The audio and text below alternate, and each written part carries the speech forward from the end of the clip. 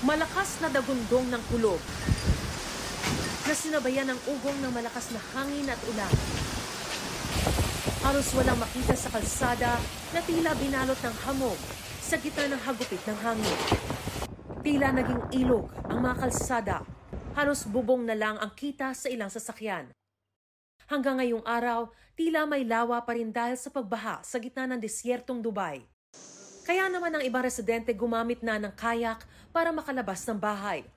Sa kuhang ito ng OFW na si Vincent Tambong, kita ang dami ng mga stranded sa kalsada, gayon din sa istasyon ng tren. Yung mga mabababang parte ng Dubai is napakahirap po kasi lalo na po yung mga mabababang lugar.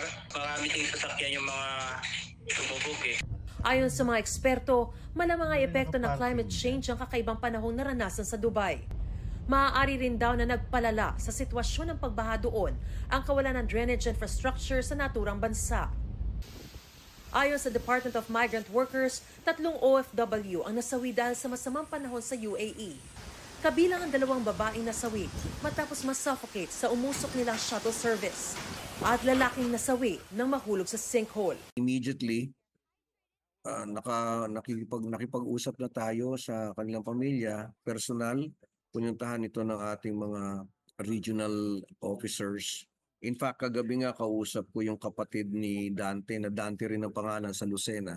All of the family members of itong mga OFWs natin na sa makabilang buhay. Nailigtas naman ang 2 pang Pinoy na kasama ng lalaking OFW, pero isang kritikal ngayon habang inoperahan naman sa binti ang isa pa.